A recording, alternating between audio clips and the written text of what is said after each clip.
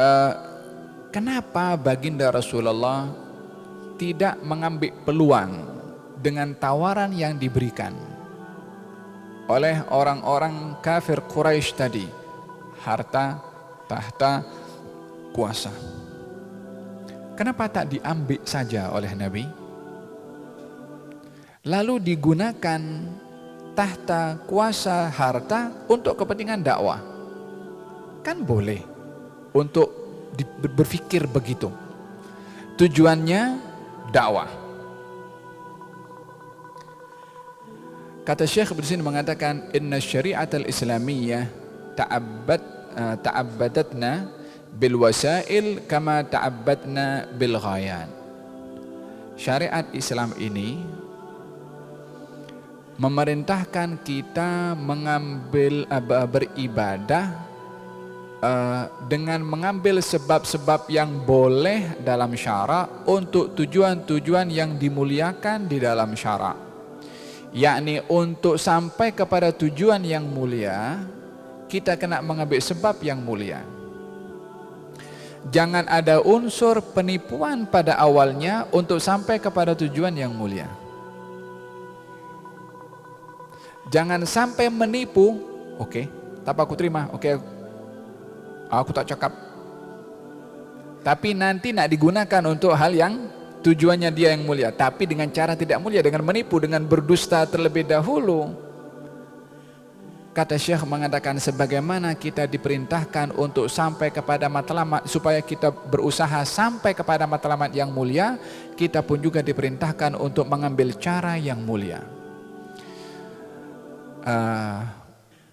Dalam kaidah yang banyak dipakai oleh orang-orang yang tidak bertanggung jawab untuk sampai kepada matlamat, katanya al-ghayah tubarrir al-wasilah. Tujuan itu menghalalkan segala cara. Sehingga nak sampai kepada tujuan yang mulia, tak apa tipu sih kita apa, tujuannya lebih besar. Kita nak menyebarkan Islam, kita guna duit haram, tak apa. Yang penting tujuannya mulia. Coba kita nak jayakan ini Islam, kita nak berdakwah Islam. Kita gunakan tahta yang batil, tak apa. Tujuannya adalah untuk Islam. Al-maqasid as-samiyah la tublagh bil wasail al-munhattah. Matlamat yang mulia tidak boleh dicapai dengan wasilah yang hina. Itu kaidah. Maha suci Allah untuk menjadikan agamanya tersebar dengan cara yang mungkar. Tidak sampai nilai agama itu rendah untuk dijayakan dengan penipuan. Oleh sebab itu, kenapa dalam peperangan Uhud, kenapa kaum muslimin kalah pada waktu itu? Sampai Nabi pun terluka juga.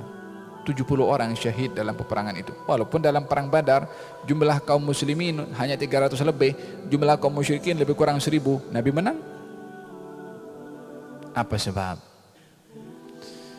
Soalan ini pernah disoal oleh para sahabat terhadap diri mereka sendiri. Dalam Al-Quran soalan itu ada. Mereka mengatakan dalam dalam Al-Quranul Karim,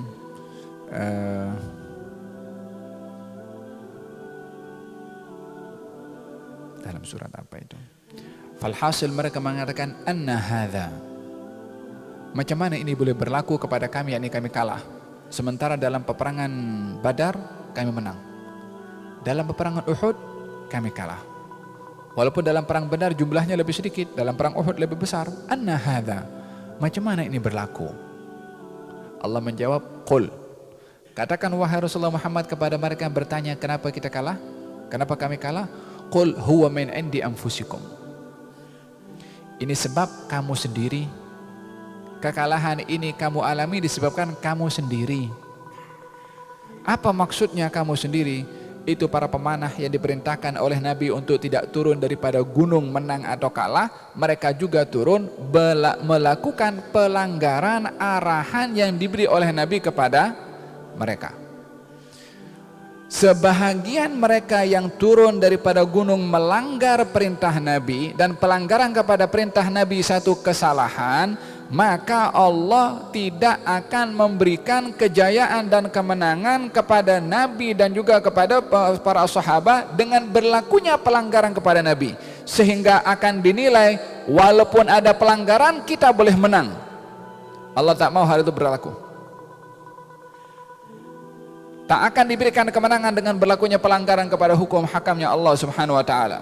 Walaupun yang akan menanggung kepada kekalahan waktu itu sampai Nabi sendiri terluka dan tersungkur berkali-kali, bapak saudaranya yaitu Sayyidina Hamzah syahid, Mus'ab bin Umair syahid, 70 orang syahid dalam perang itu. Apa sebabnya?